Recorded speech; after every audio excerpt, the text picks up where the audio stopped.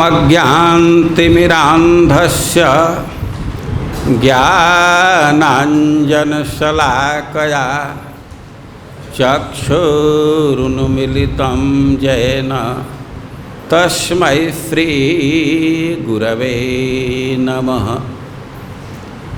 हे कृष्ण करुणा सिन्धु दीनबन्धो जगत्पते गोपेश गोपिकान्त राधाकान्त नमस्तुते।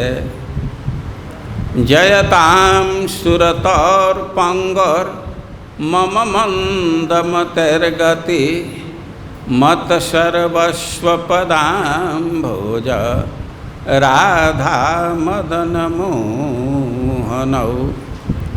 तप्तकाञ्चन गौराङ्गे राधे वृन्दावनेश्वरी वृषभानुसुते देवी प्रणमामि हरिप्रिय। नमो महावदान्याय कृष्णप्रेमप्रदायते कृष्णाय कृष्णचैतन्य नाम्ने गौरतुषे नमः। श्रीचैतन्यमनोभीष्टं स्थापितं येन भूतले सोऽयं रूपः कदा मह्यं ददाति स्वपदान्तिकम्। वैराग्ययुगभक्तिरसं प्रयत्नैः अपाययन्मां मनभीप्सुमन्धं। कृपां बुधिर्यः परदुःखदुःखी सनातनं तं प्रभुमाश्रयामि। वाञ्छाकल्पतरुभ्यश्च कृपा सिन्धुभ्य एव च पतितानां पावनेभ्यो वैष्णवेभ्यो नमो नमः। जय श्री कृष्ण चैतन्य प्रभु नित्यानंद श्री अद्वैत गदाधर श्रीवासादि गौर भक्तवृंद। हरे कृष्णा कृष्णा कृष्णा हरे हरे, हरे राम राम राम हरे हरे।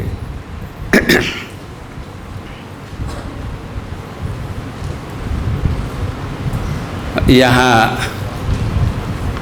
4 दिन का सेमिनार रखा गया है वृंदावन के महिमा के विषय में।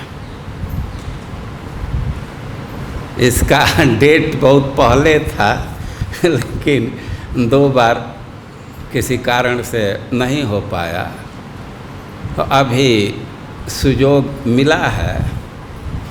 ये भी बहुत कठिनाई से, गर्मी का समय है तो ऋतु बरसात है लेकिन बहुत गर्मी है, आने में कठिनाई है। लेकिन फिर भी ये ऐसा विषय है कि सुनने को कम मिलता है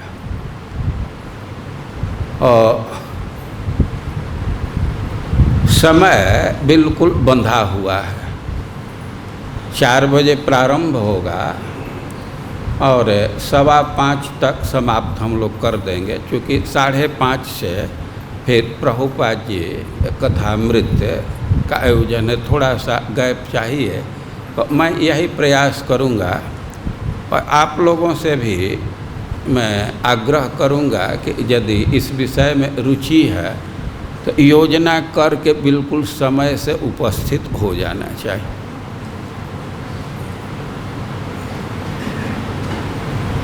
धर्मात्मा प्रभु का प्रस्ताव है कि हम इसको टालते जा रहे थे, उसमें कठिनाई हमको यह लग रही थी कि गीता है, भागवत है, चैतन्य चरितामृत है, तो उस पर डायरेक्ट प्रभुपाद जी का शब्दार्थ है, अनुवाद है, आचार्यों की टीका है, तो उसे सुविधा हो जाती है। और इस विषय पर बोलने में कुछ भय भी लग रहा था, लेकिन मूलतः भागवतम के शब्दों की व्याख्या ही सब जगह है। तो हम लोग प्रकाशानंद सरस्वती द्वारा विरचित वृंदावन महिमा मृत के श्लोक को आधार बना करके और इस विषय को श्रीमद् भागवतम ये चैतन्य चरितामृत के आलोक में आस्वादन करेंगे। और भक्ति का एक अंग है तदीय सेवन। आप 64 अंग पढ़ते हैं और उसमें तदीय सेवन जो भगवान के हैं उनका सेवन करना। तो तदीय में 4 चीज़ को मुख्य रूप से रखा गया: शास्त्र, वैष्णव, तुलसी और भगवान का धाम। तो हम लोग जो भी श्रवण कीर्तन करेंगे सीधे ये भक्ति है, तो खूब उत्साहपूर्वक इसमें भाग लेना है। सुबह के सत्र में बहुत लोगों को उच्चारण करने की इच्छा होती है, संस्कृत बोलने की, लेकिन अवसर कम मिलता है। इस कक्षा में खूब गाने को मिलेगा संस्कृत, लेकिन कठिनाई यह है कि बहुत सारे लोग हैं कि देवनागरी पढ़ने में कठिनाई होती है। जो हो, हम लोग अभी प्रारंभ करेंगे ग्रंथ के मंगलाचरण से। आप लोग पीछे से आवृत्ति कीजिए। ओम नमो भगवते वासुदेवाय।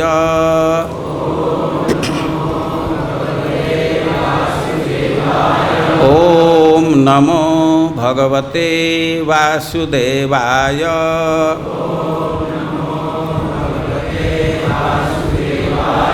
ओम नमो भगवते वासुदेवाय।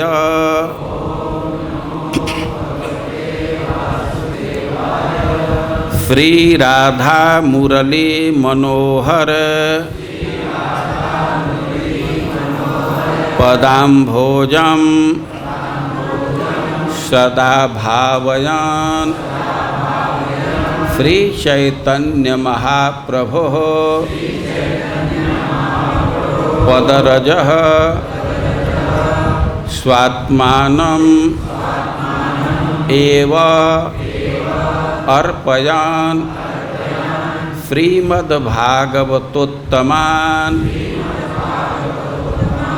गुणनिधेन अत्यादरात् आनमन् श्री वृंदावन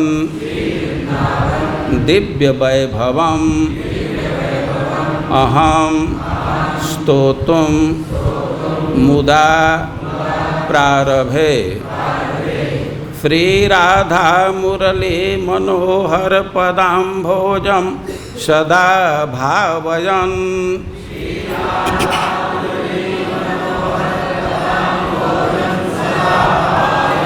श्री चैतन्य महाप्रभो पदरजः स्वात्मानमेवार्पयन्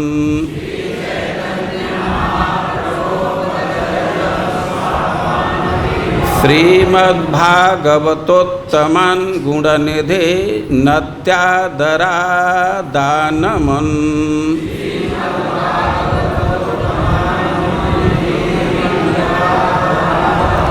श्री वृंदावन दिव्यमय वैभवमहं स्तोतुं मुदा प्रारभे।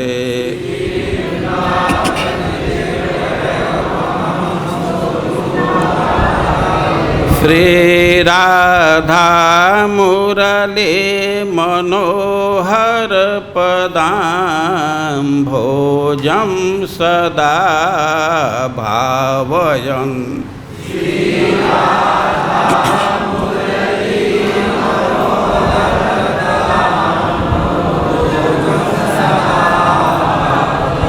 श्री राधा मुरली मनोहर पदाम्भोजं सदा भावयन्।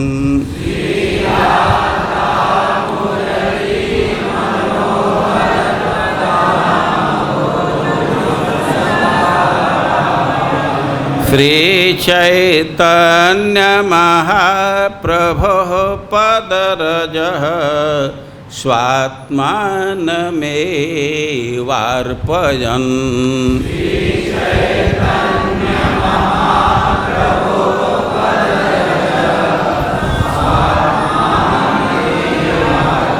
श्रीमद्भागवतोत्तमान् गुणनिधे नत्यादरादानमन्।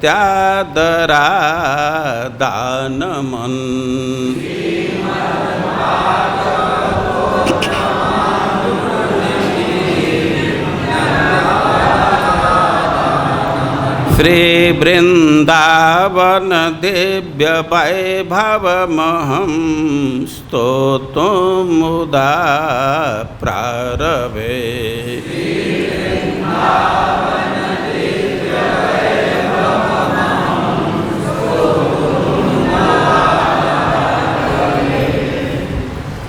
ईशोऽपि यस्य महिमामृतवारिरासेः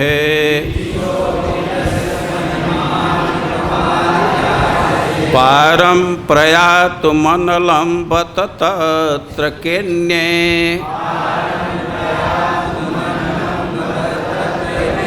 किन्त्वल्पमप्यमतिप्रणयाद्विगाह्य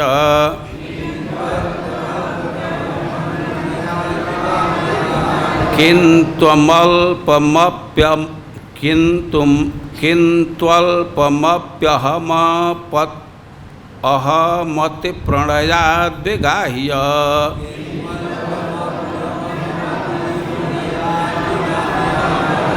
किन्त्वल्पमप्यहमतिप्रणयाद्विगाह्य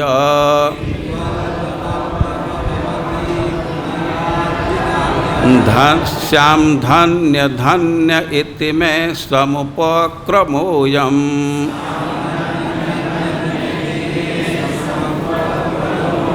श्रीमद्वृन्दाटवी मम हृदि स्फोरयात्मस्वरूपम्।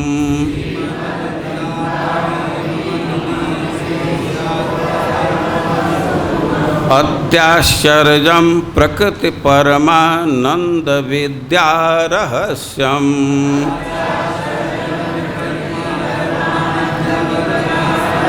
पूर्णब्रह्मामृतमपि ह्रियावाभिधातुं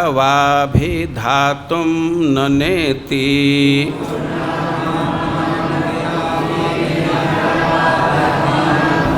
ब्रूहि यत्रोपनिषद इहात्रत्यवार्ता कुतस्त्या।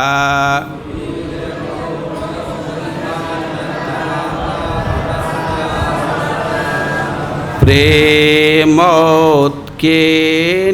विचिन्त्यतां विलुठनहि सर्वाङ्गमायोज्यताम्।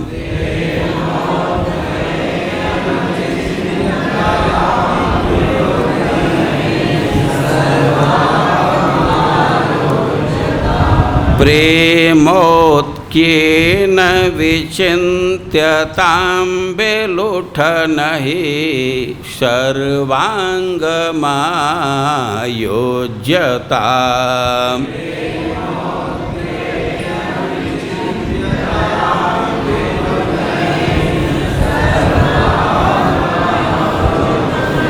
देहस्यास्य समर्पणेन सुदृढ प्रेम समास्थीयताम्।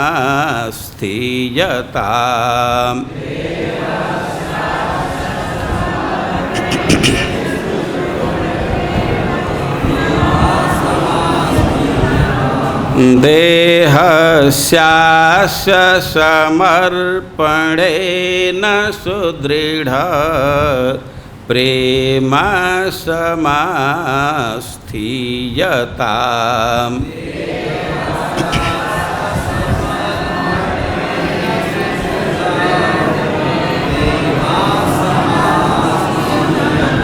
राधा जानिरुपास्यतां स्थिरचर प्राणीह सन्तोष्यताम्।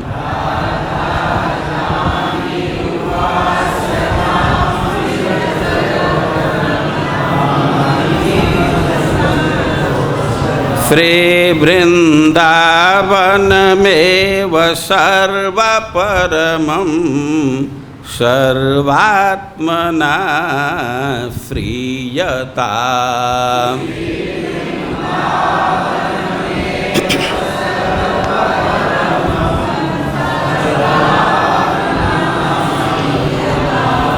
प्रेमोत्क्येन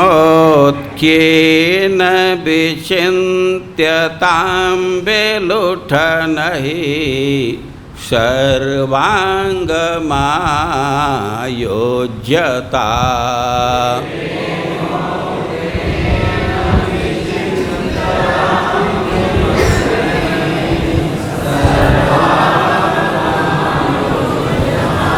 खुल करके बोलिए, साथ में बोलिए सब लोग। प्रेमोत्क्येन विचिन्त्यतां विलुठनहि सर्वाङ्गमायोज्यताम्। देहस्यास्य समर्पणेन सुदृढ प्रेम समास्थीयताम्। राधा जानिरुपास्यतां स्थिरचर प्राणीह सन्तोष्यताम्।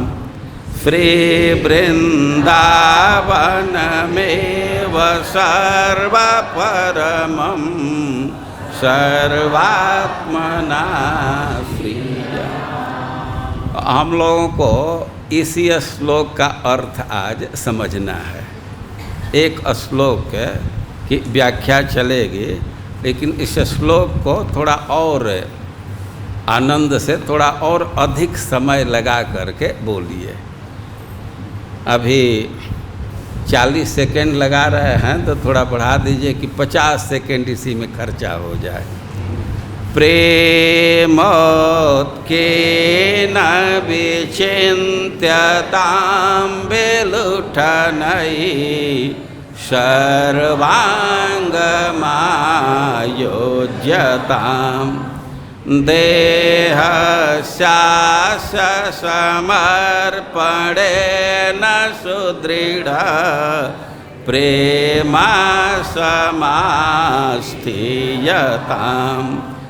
राधा जानिरुपास्यतां स्थिरचर प्राणीह सन्तोष्यताम्।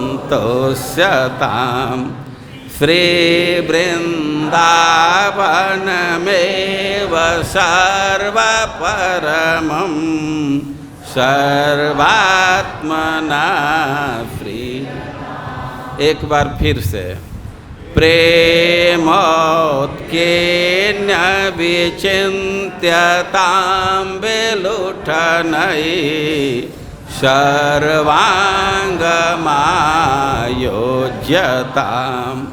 देहस्यास्य समर्पणेन सुदृढ प्रेम समास्थीयताम्। राधा जानिरुपास्यतां स्थिरचर प्राणीः सन्तोष्यतां श्रीवृन्दावनमेव सर्वपरमं सर्वात्मना प्रीयताम्। श्लोक स्क्रीन पर भी है, आपके हाथ में भी है। एक एक शब्द को समझना होगा और क्लास के अंत में हम पूछेंगे। इसमें खर्चा लगा है ना तो ऐसे नहीं कि बस फालतू का हम लगा दिए हैं। परीक्षा होगी और किसी को खड़ा करा करके पूछेंगे समझे ना। ध्यान से सुनते चलना है। खास करके ये जो क्रम में चौथे नंबर का श्लोक है, ग्रंथ का 5वां नंबर का श्लोक है, इसके एक एक शब्द को समझना होगा। ग्रंथकार ग्रंथ प्रारंभ कर रहे हैं और कह रहे हैं कि श्री राधा मुरली मनोहर पदाम भोजम सदा भावयन। श्री राधा मुरली मनोहर के चरण कमल का सदा भावना करते हुए, उसका आस्वादन करते हुए, उसका चिंतन करते हुए चैतन्य महाप्रभु पदरज स्वात्मानमेव अर्पयन। और चैतन्य महाप्रभु के चरण रज में अपने को अर्पित करके श्रीमद् भागवतोत्तमान गुणनिधिन अत्यादराद आनमन। और जो भागवत श्रेष्ठ हैं, जो सद्गुण के खजाना हैं, और उनके चरणों में आदर के साथ खूब अच्छा से नमस्कार करते हुए श्री वृंदावन दिव्य वैभव महम स्तोतुम मुदा प्रारभे। हम श्री वृंदावन के दिव्य वैभव की स्तुति अति आनंद के साथ प्रारंभ कर रहा हूँ। अब कह रहे हैं कि ईसोपि जस्य महिमामृत वारिरा से, कि जो समर्थ हैं वे भी जिसके महिमामृत समुद्र को पारम प्रयातु मनलम बततत्र केन्य। और जो ईश हैं, समर्थ हैं, भगवान हैं, तो ये भी इसके महिमामृत को महिमामृत समुद्र को पार नहीं कर सकते। और किंतु अल्पम अपि, और हमारी स्थिति है कि हम अतिशय तुच्छ हैं, लेकिन फिर भी इसके कुछ कण का अवगाहन करके, इसमें थोड़ा सा स्नान करके हम अपने को धन्य समझेंगे। और यह बहुत महत्वपूर्ण बात कह रहे हैं कि समर्थ व्यक्ति भी वृंदावन के वैभव महिमामृत समुद्र का पार नहीं पार सकता। और जो अल्प व्यक्ति है, तुच्छ व्यक्ति है, वो क्या इसका वर्णन करेगा। लेकिन अब इसका अंत पावे या न पावे, जो भी अंश अवगाहन के लिए मिलेगा, थोड़े अंश से भी हम स्नान करेंगे, इसमें डुबकी मारेंगे, और इतना से ही हम अपने को धन्य मान रहे हैं, धन्य हो जाएंगे। और चूँकि समर्थ व्यक्ति भी वृंदावन के महिमा अमृत समुद्र का पार नहीं पा सकता, और इसलिए ग्रंथकार प्रार्थना कर रहे हैं स्वयं वृंदावन से ही। श्रीमद् वृंदाटवी मम हृदय स्फोरय आत्मस्वरूपम। हे वृंदाटवी, हे वृंदावन, आप स्वयं ही अपना स्वरूप हमारे हृदय में प्रकाशित कीजिए, उसको स्फुटित कीजिए। अत्याश्चर्यम प्रकृति परमानंद विद्या रहस्यम, ये वृंदावन का जो स्वरूप है तो अति आश्चर्यमय है और स्वभाव से ही आनंदमय है, और यह विद्यामय है। और अब इसका जो स्वरूप है वो वेद भी इसका कुछ वर्णन नहीं कर सकते। अरे वेद के या उपनिषद के तो यह स्थिति है कि जो पूर्णामृत ब्रह्म है वे ब्रह्म के स्वरूप के निरूपण में ही न इति ऐसा बोलने लगते हैं, तो वृंदावन के महिमा का वे क्या वर्णन करेंगे जब वे ब्रह्म के स्वरूप का निरूपण नहीं कर पाते, निषेध मुख से स्वरूप वर्णन करते हैं, तो वृंदावन के विषय में क्या वर्णन करेंगे। तो एक ही उपाय है कि हे वृंदाटवी, आप ही अपना स्वरूप हमारे हृदय में स्फुरित कीजिए। वास्तव में वृंदावन को कोई व्यक्ति अपने बुद्धि से नहीं समझ सकता। यदि वृंदावन कृपा करके अपने हृदय, अपने स्वरूप को हृदय में प्रकाशित करें, तभी हम उसको समझ पाएंगे। भगवान की कृपा से, धाम की कृपा से ही हम वृंदावन के स्वरूप को समझ सकते हैं। उदाहरण बिल्कुल प्रकट है।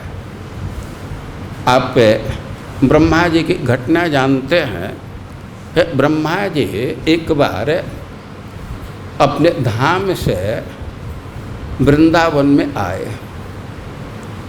वे अपने हंस से आए और ऊपर से ही वृंदावन का दर्शन कर रहे थे, कृष्ण के लीला का दर्शन कर रहे थे।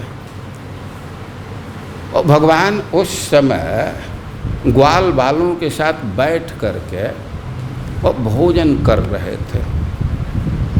और भगवान अब इस लीला में इतना आनंद अनुभव कर रहे थे कि अपने सखाओं के मुख से छीन करके भी वो रोटी या मिठाई या अचार खा रहे थे। अब इसको देख करके ब्रह्मा जी की इच्छा हुई कि हम और भी लीला देखें। मंजु महित्व द्रष्टु, दो विचार है। एक विचार ऐसा है कि ब्रह्मा जी को मोह हो गया कि अरे ईश्वर है, ये जूठा खा रहा है, लेकिन यह सिद्धांत समीचीन नहीं लगता।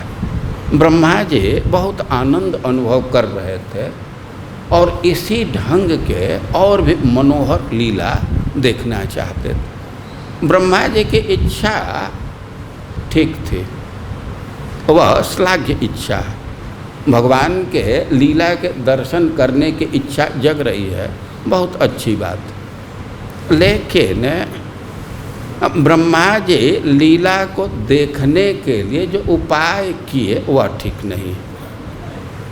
अब वो अपने बुद्धि, अपने बल से भगवान के लीला का दर्शन करना चाहते थे।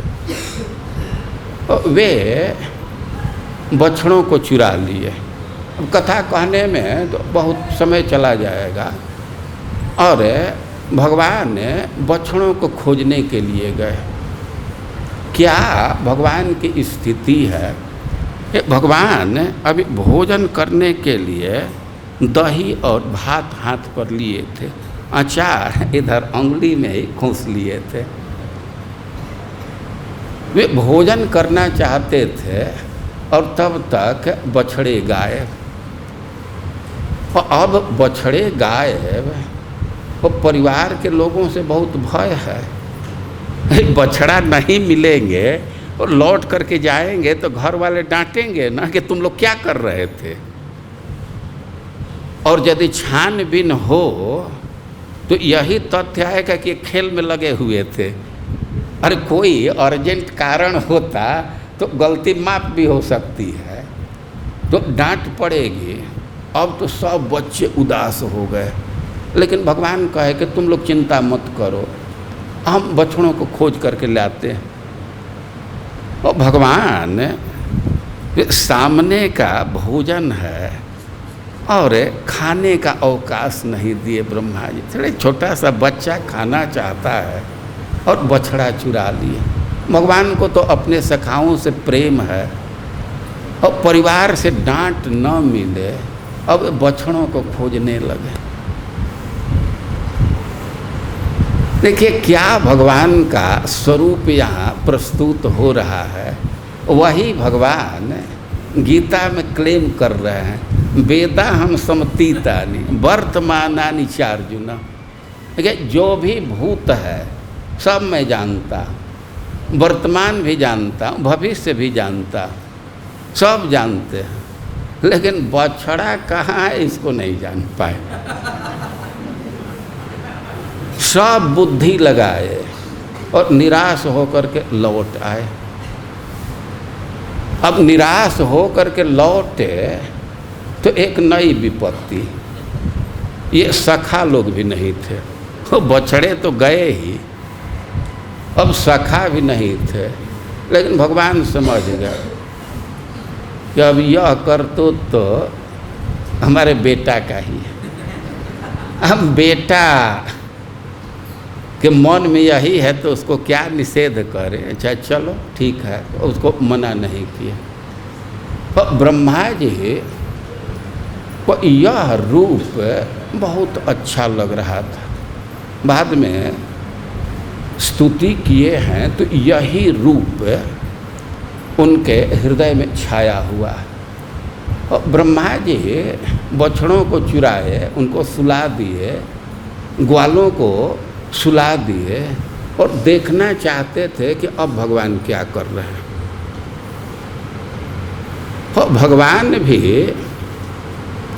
कौतुकी हैं। ब्रह्मा जी ब्रज में आए हैं और भगवान बछड़ों को तो नहीं खोज पाए, लेकिन तुरंत जा कर के ब्रह्मा जी के आसन पर बैठ गए। और ब्रह्मा जी सोचे कि अच्छा लीला तो देख रहे हैं, थोड़ा ऑफिस में देखें क्या मैसेज आया है, क्या मेल आया है, थोड़ा एक बार ऑफिस देखाते हैं। तो तुरंत गए अपने ऑफिस में।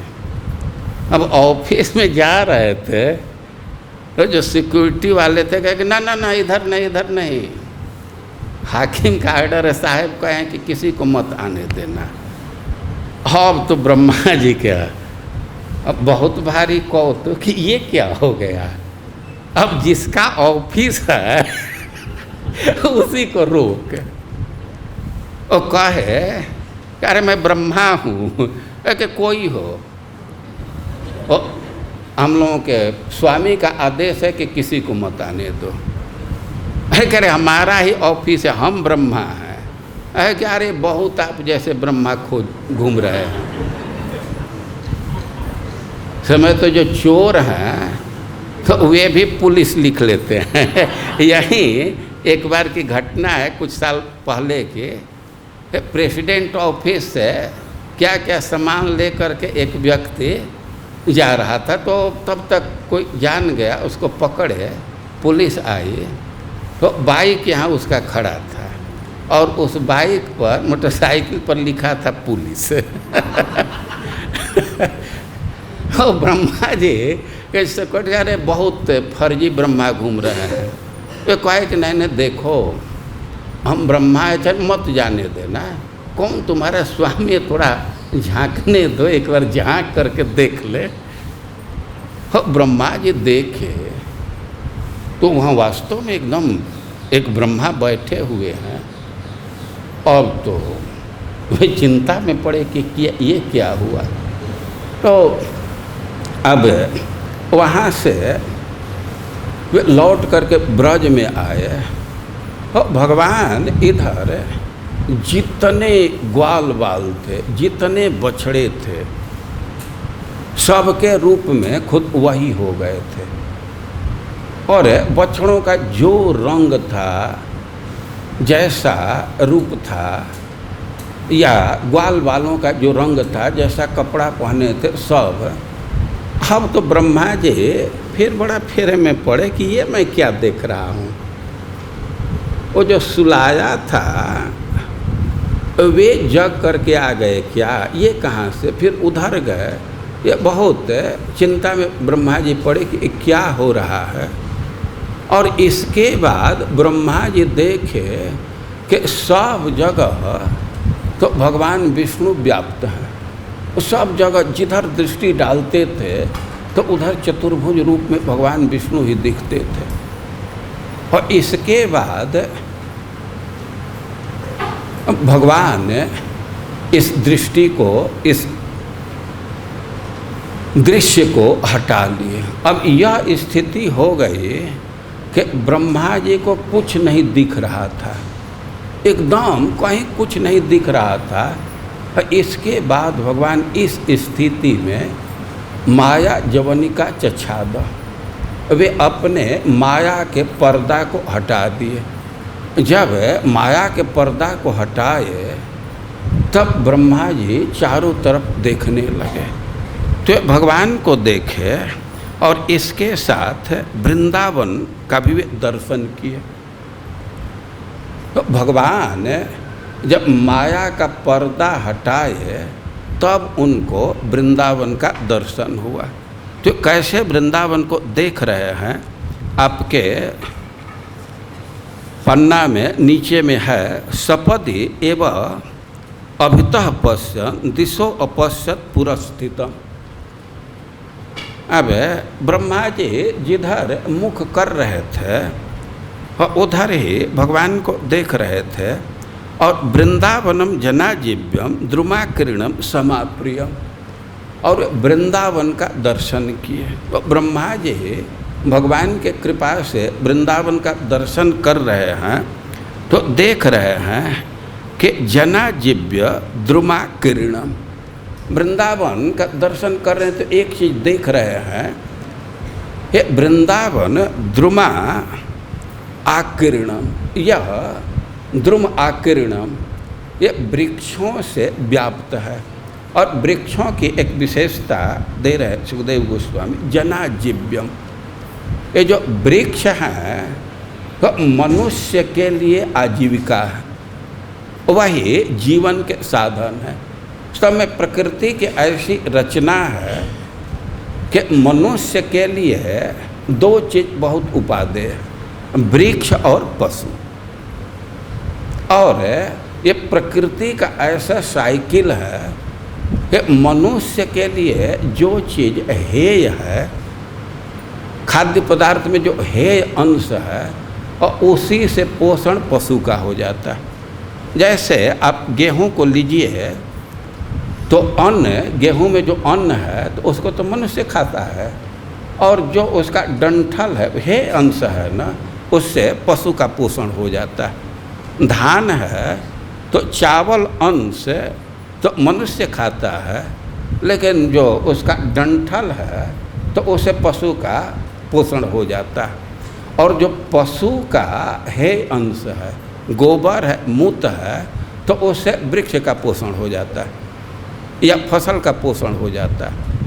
तो ऐसे प्रकृति को ऐसे रखा गया है, ऐसा साइकिल है कि मनुष्य के लिए पशु और वृक्ष बड़ा ही उपादेय है, वही जीविका है। तो कह रहे जनाजीव्यम, वृक्ष का विशेषण दे रहे हैं कि मनुष्य का जीवन है, जीवन का साधन है।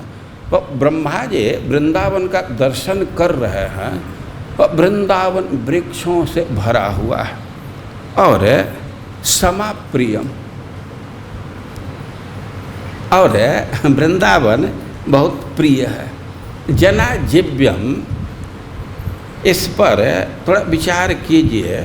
और आप श्रीमद् भागवतम पढ़ेंगे तो श्रीमद् भागवतम में ही भगवान वृक्षों की प्रशंसा किए हैं। 22वें अध्याय में भगवान अपने सखाओं से कह रहे हैं कि पश्यैतान महाभागान परार्थे कांत जीवितान। कह रहे वृक्षों को देखो कितने सौभाग्यशाली हैं, इनका जीवन तो बस दूसरे के लिए है। बात वर्षा तप हिमान सहंतो वारयंती न। ये वृक्षों के स्वभाव में है कि घाम को खुद सह लेंगे, शीत को खुद सह लेंगे और दूसरे को उससे रक्षा करेंगे। ये सबका अनुभव है। गर्मी का दिन है, कड़क धूप है, तो धूप को वृक्ष सह लेते हैं और जो उसके आश्रय में है उसको शीतलता प्रदान करते हैं, धूप से रक्षा करते हैं। कभी कभी वर्षा में भी खड़ा हो जाने पर उनसे कुछ अंश में रक्षा हो जाती है। ठंडा के दिन में लोग वृक्ष के नीचे अपना निर्वाह कर लेते हैं, तो शीत घाम वे सह लेते हैं और दूसरे से उसकी रक्षा करते हैं।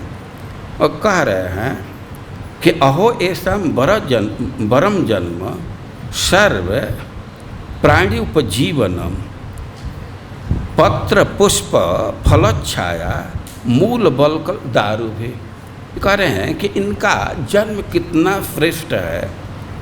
सर्व प्राणी उपजीवनम, ये सब है प्राणियों के जीविका स्वरूप है। और कह रहे हैं कि वृक्ष अपने एक एक अंग से मनुष्य की सहायता करते, दूसरे प्राणी की सहायता करते। पत्र, वो पत्ता से सहायता करते हैं, पत्ता दूसरे प्राणी खा लेते हैं, कई पत्ता से कई एक रोग का निवारण हो जाता है। या वृक्षों के पत्ता का उपयोग करके व्यक्ति मड़ई इत्यादि बना लेता है, आवास बना लेता है। पुष्प, फल, छाया और मूल, वो छाया देते हैं, पुष्प देते हैं, फल देते हैं, सब उपयोगी है।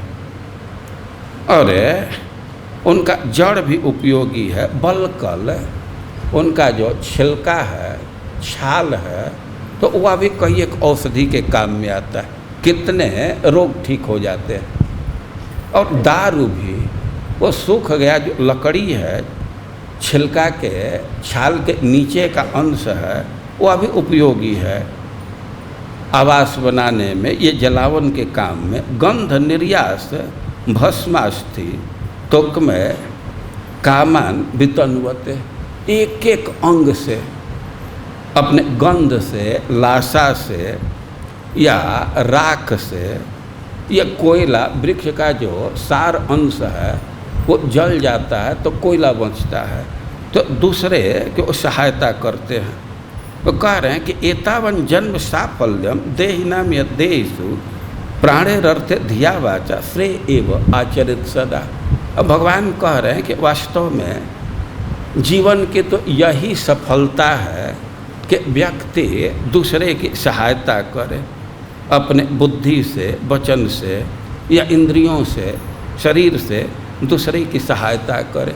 तो इस दृष्टि से देखा जाए तो वृक्षों का जीवन सफल है। वृक्ष दूसरे की सहायता करते हैं, एक एक अंग से सहायता करते हैं। और भगवान वृक्षों की प्रशंसा कर रहे हैं।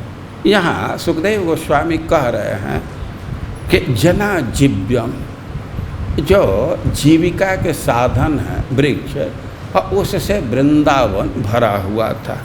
और वृंदावन का एक विशेषण दे रहे समाप्रियम। ये स को अलग कर देंगे तो स अपश्यत इधर आ जाएगा, ये ब्रह्मा जी के लिए हो जाएगा, तो क्या बचेगा? माँ प्रियम। माँ मतलब लक्ष्मी। और वृंदावन में तो राधा रानी को भी लक्ष्मी कहा जाता है। वो माँ प्रियम वृंदावन के विषय में कह रहे हैं कि लक्ष्मी जी को बहुत प्रिय है। ब्रह्मा जी देख रहे हैं कि लक्ष्मी जी को बहुत प्रिय है। भाई ये लक्ष्मी जी को ये बहुत प्रिय है, क्योंकि वैकुंठ से भी श्रेष्ठ है। और लक्ष्मी जी का निवास तो वैकुंठ में है, और वे यहाँ आई और वृंदावन का दर्शन करने पर तो वैकुंठ से भी ज़्यादा आकर्षक लगा, तो वे तो यहीं डेरा ही गिरा दी, अब जाती नहीं। श्वेत इंदिरा शाश्वत अब तो यहीं रहती हैं। तो माँ प्रियम का एक अर्थ है कि लक्ष्मी जी को बहुत प्रिय है, क्योंकि वैकुंठ से श्रेष्ठ है। और माँ का अर्थ राधा रानी लेंगे, क्योंकि वृंदावन में राधा रानी को ही लक्ष्मी कहा जाता है, रमा लालित पादपल। और माँ प्रियम अर्थ है कि राधा रानी को बहुत प्रिय है। अब क्यों न प्रिय हो, भगवान तो पूरा आधिपत्य ही दे दिए हैं राधा रानी को ही दे दिए हैं, भगवान दे दिए हैं, या राधा रानी लड़ करके ले ली है। आप छाता से थोड़ा इधर गोवर्धन वाले रोड में जाएंगे तो एक गांव है रणवारी, और जीव गोस्वामी एक ग्रंथ लिखे हैं माधव महोत्सव जैसे कोई ग्रंथ, और उसका यही विषय है कि युद्ध हुआ, कृष्ण के पक्ष में और राधा रानी के पक्ष में युद्ध हुआ। और रणवारी वो रण से संबंधित वहीं लड़ाई हुई थी, और राधा रानी का विजय हुआ। तो राधा रानी का ये साम्राज्य है वो जीत करके प्राप्त की है, उनको बहुत प्रिय है कि जो अपने से व्यक्ति अर्जित करता है उससे बड़ा प्रेम करता है। यहाँ एक मधुआ प्रभु हैं, एक दिन सुना रहे थे कि एक व्यक्ति था, वो खूब अच्छा वो साल लिया था, उस साल पर कुछ वो सोने का तार जड़ा हुआ था, और बहुत कीमती साल था, और एक जूता भी पहना था। तो अपने साल से वो जूता को पोंछ रहा था, साफ कर रहा था। कोई पूछा कि ये क्या कर रहे हैं, इतना अच्छा साल है, चादर है, और इससे आप जूता पोंछ रहे हैं तो उत्तर दिया कि जूता मैं खरीदा हूँ और साल तो पिताजी दिए थे तो अपने अर्जन में व्यक्ति का विशेष आसक्ति होता है। तो राधा रानी भी लड़ करके ब्रज पर अधिकार की है। और माँ प्रियम, ब्रह्मा जी अनुभव कर रहे हैं, देख रहे हैं कि लक्ष्मी राधा रानी को बहुत प्रिय है। या स माँ, अब समा प्रियम, स माँ, माँ मतलब राधा रानी, और स ने साथ के अर्थ में, और राधा रानी जिसके साथ हैं तो उसको कहा जाएगा स म। और राधा रानी किसके साथ रहती हैं? कृष्ण के साथ। तो सम आ प्रियम, समा प्रियम का अर्थ है कि जो कृष्ण को बहुत प्रिय है, समा प्रियम। सम जो माँ के साथ है, राधा रानी के साथ है, तो उसको कहा जाएगा सम। और फिर आ मतलब समन्ता, अच्छा से प्रियम। और जो राधा रानी के साथ श्री कृष्ण को जो बहुत प्रिय है तो उसको कहा जाएगा समा प्रियम। या दूसरे ढंग से अर्थ किया जाए तो सम उसको कहते हैं जिसकी दृष्टि सब जगह एक समान है, जो भेदभाव नहीं करता है तो उसको कहा जाएगा सम। जो ब्रह्मनिष्ठ है वो भेदभाव नहीं करता है, और सम मतलब जो ब्रह्मनिष्ठ है। तो वृंदावन का यह स्वरूप है कि जो सम दृष्टि हैं, ब्रह्मनिष्ठ हैं, और उनको भी वृंदावन बहुत प्रिय है। वृंदावन सबको प्रिय है। थोड़ा सा अनंत वो लास्ट का श्लोक थोड़ा ला दीजिए, तो वो पेपर में नहीं है। गाढ़ा शक्ति मतामपीह विषये स्वत्यंत निर्वेदत दृक्पातेप्य सहिष्णुतातिशयिनाम जोगे समुद जोगिना। ये आ गया श्लोक, किए हो कि नहीं किए हो? आ गया, ठीक है। तो देखिए, गाढ़ा शक्ति मतामपीह, जो गाढ़ आसक्ति से युक्त हैं, जो भोग में आसक्त हैं, घर गृहस्थी में आसक्त हैं, अहम मम में पड़े हुए हैं, तो एक ग्रुप यह है, एकदम गाढ़ आसक्ति है। और एक ग्रुप है कि अत्यंत निर्वेदता दृक्पातेप्य सहिष्णुतातिशयिना। और कुछ लोगों को विषय के कटुता का इतना अनुभव हो गया है कि अब विषय के तरफ दृष्टि भी नहीं डालना चाहते। ऐसे भी लोग हैं, एकदम विषय से दूर रखना चाहते हैं। विषय को देखना भी उनको बहुत भारी पड़ता है, उसको नहीं सह पाते हैं। और जोगे समुद जोगिना।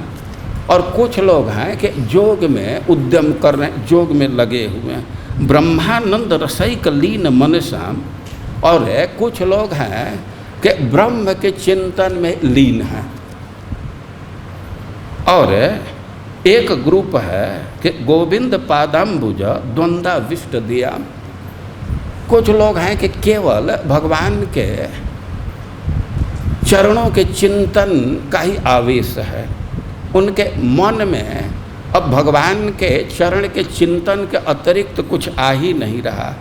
तो चाहे कोई भी ग्रुप हो, कई ग्रुप की गिनती किया गया ना, जो विषय में आसक्त है और जो विषय को एकदम देखना भी नहीं चाहता है, जो जोग में लगा हुआ है, या जो ब्रह्म के चिंतन में ही लीन है, या जो भगवान के चरणों के ध्यान में आविष्ट है।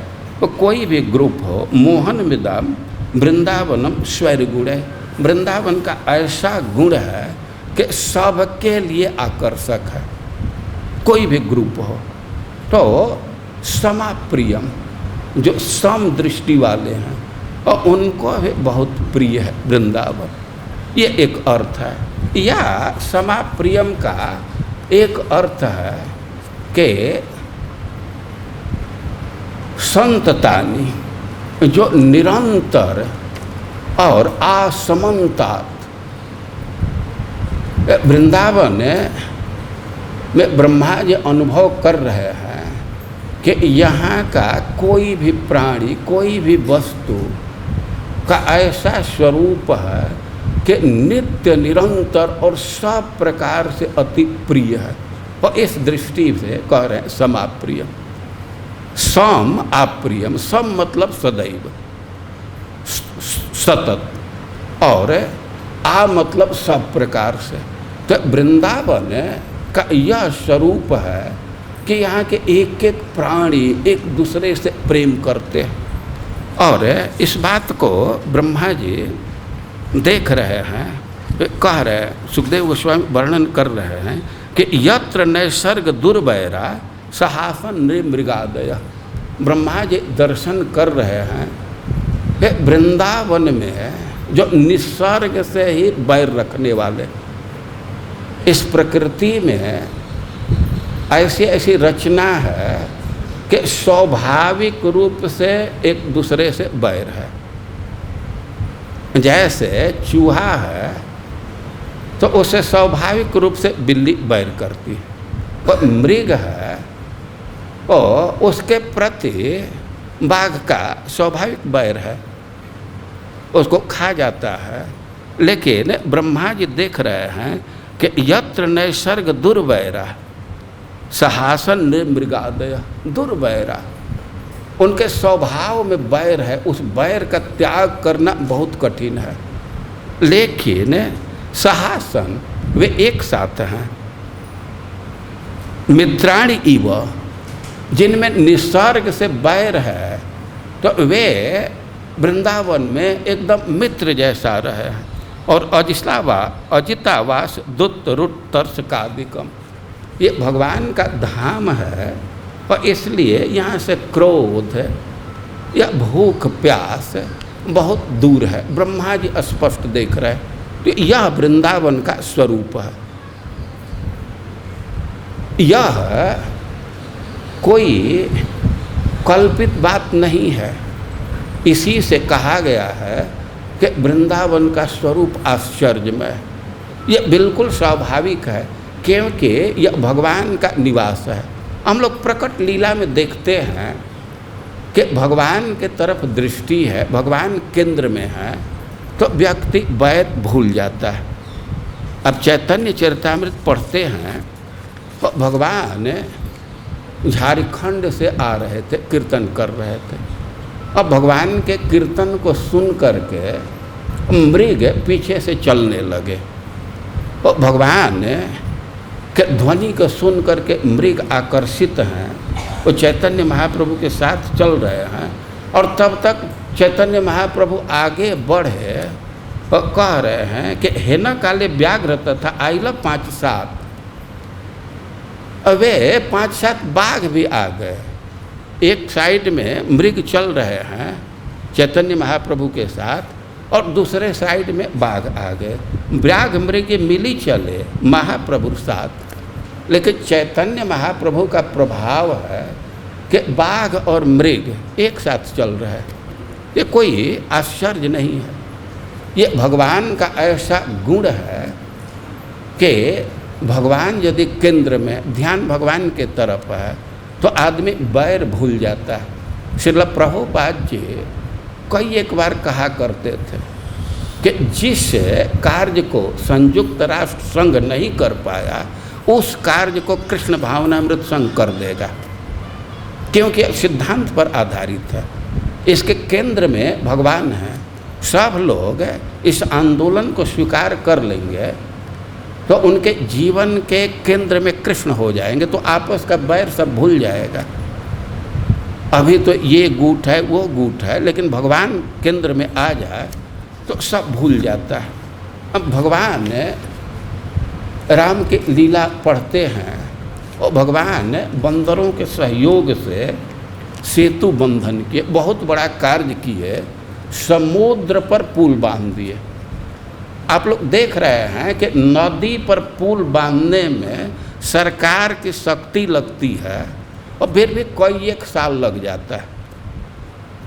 समुद्र पर पुल बांध देना बहुत बड़ा कार्य है, लेकिन भगवान तो यह कार्य किए बंदरों के सहयोग से। तो कह रहे हैं कि बांध सेतु अति सुदृढ़ बनावा, देख कृपा निधि के मन भावा। बंदर लोग बहुत परिश्रम किए, बड़ा बड़ा चट्टान लाए और खूब सुंदर पुल निर्माण कर दिए। तो कह रहे हैं कि देख कृपा निधि के मन भावा। भगवान देखे कि पुल तैयार हो गया तो उनको बहुत पसंद पड़ा। चली से न कछ बरन न जाई, गरजहि मरकट भट्ट समुदायी। अब पुल तैयार है, भगवान निरीक्षण कर लिए तो ऑर्डर दे दिए कि चलो ठीक है। अब तो बंदरों को उत्साह था, वे गरजते हुए पार करने लगे। भगवान भी चल रहे हैं तो सेतु बंध ढिग चढ़ी रघुराई, चितव कृपाल सिंधु बहुताई। भगवान आगे आगे चल रहे हैं तो जब थोड़ा अंदर प्रवेश किए पुल पर, तो पुल का जो रेलिंग था उस पर ऐसे झुक करके, थोड़ा झुक के, और वे देखने लगे कि अच्छा देखें कि समुद्र कितना लंबा है, कितना इसका विस्तार है। समुद्र का बहुत विस्तार होता है ना। समुद्र का दर्शन वास्तव में प्लेन से हो पाता है ठीक से। अब धरती से तो देखते हैं तो उस छोर तक नहीं देख पाते हैं, तो भगवान थोड़ा बीच में चले गए और सोचे कि थे थोड़ा देखें, तो ऐसे थोड़ा झुक करके वे समुद्र का विस्तार देखना चाहते थे। कह रहे हैं कि देखन सेतु बंध डिग चढ़ी रघुराई, चितव कृपाल सिंधु बहुताई। देखन कहूँ प्रभु करुणा कंदा, प्रकट भय सब जलचर वृंदा। और भगवान ऐसे झुक करके समुद्र के विस्तार को देख रहे हैं। लेकिन भगवान झुके तो जो समुद्र में जलचर प्राणी हैं तो उनको भगवान का मुख दिखने लगा, भगवान दिखने लगे। तो जो जलचर प्राणी हैं तो ये सब जल से बाहर आ करके और भगवान को दिखने लगे। और कह रहे हैं कि मकर नक्र नाना झस ब्याला सत योजन तन परम विशाला। वो जलचर प्राणी बहुत बहुत प्रकार के हैं और उनका शरीर भी बहुत बड़ा बड़ा है। अब हम लोगों को तो प्रकट दर्शन का अवसर नहीं मिला है, लेकिन चिड़ियाघर में ही और नंदन कानन भुवनेश्वर के नज़दीक है और उसमें विविध प्रकार के जलचर प्राणी हैं। वो बड़े बड़े प्राणी होते हैं। उसमें एक प्राणी, एक मछली है जिसको तिमिंगल कहा जाता है। तिमिंगल का अर्थ है कि जो तिमी को निगल जाए, जैसे कैप्सूल आदमी निगल जाता है। और तिमी मछली का साइज होता है 1000 योजन। 1000 योजन विस्तार की मछली है और समुद्र में ऐसे ऐसे प्राणी हैं कि उसको निगल जाते हैं। और ये बड़ा प्रसिद्ध है शब्द है मत्स्य न्याय। ये मछली का स्वभाव है कि छोटे मछली को बड़ी मछली खा जाती है। जलचर प्राणियों में बहुत बैर है। तो कह रहे हैं कि मगर नक्र नाना जस ब्याला सत योजन तन परम विशाला। 100 योजन विस्तार के शरीर वाले और ऐसा हूँ एक तिनहि जे खाई। वो 100 योजन विस्तार का जिसका शरीर है, 100 योजन बड़ी मछली है और उसको भी निगलने वाले प्राणी हैं। अब जिसको निगल जा रहा है कोई, तो उसे वो व्यक्ति कितना भयभीत रहेगा। जिसके नज़दीक जाते ही वो निगल जाएगा तो उसके नज़दीक कोई जाना चाहेगा।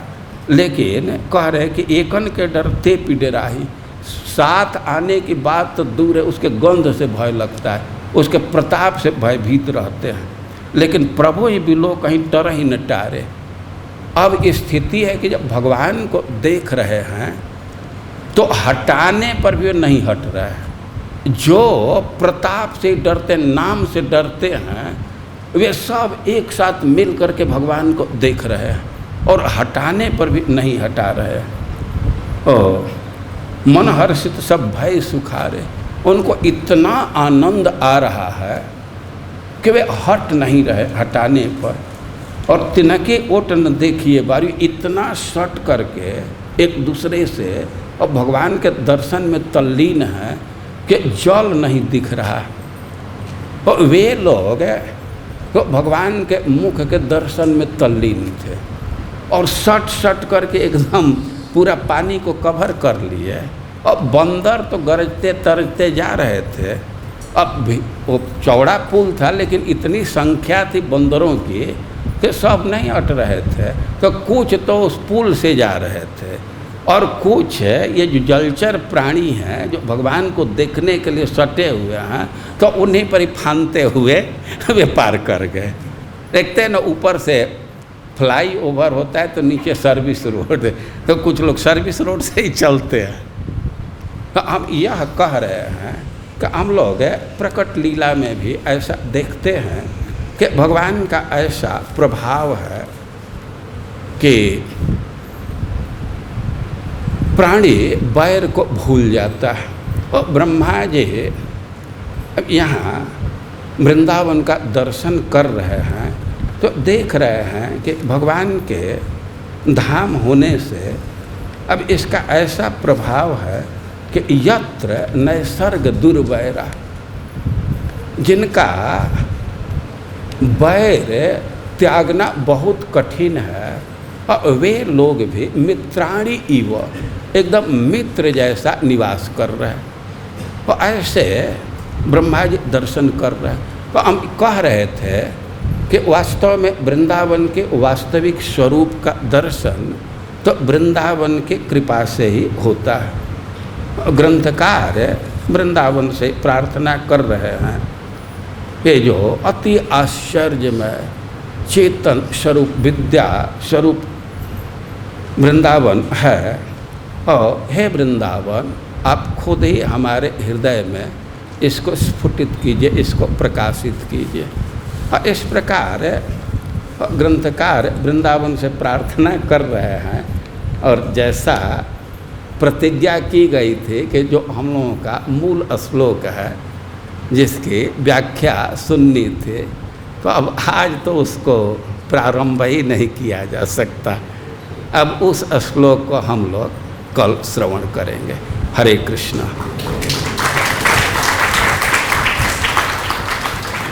टाइम का ध्यान रखना चाहिए। अब सुनना है तो घाम सहते हुए समय से आ जाइए। बीच में आने से पूरा आस्वादन नहीं कर पाएंगे, समझने में कठिनाई। इधर लेट नहीं किया जा सकता, क्योंकि 5:30 से दूसरा प्रोग्राम है। और इंडिया के लोग तो थोड़ा टाइम का इधर उधर भी चलते हैं, जो बाहर के लोग हैं टाइम का बहुत ध्यान रखते हैं। तो हम यही निर्णय किए हैं कि 5-10 मिनट पहले समाप्त कर देंगे। हरे कृष्ण।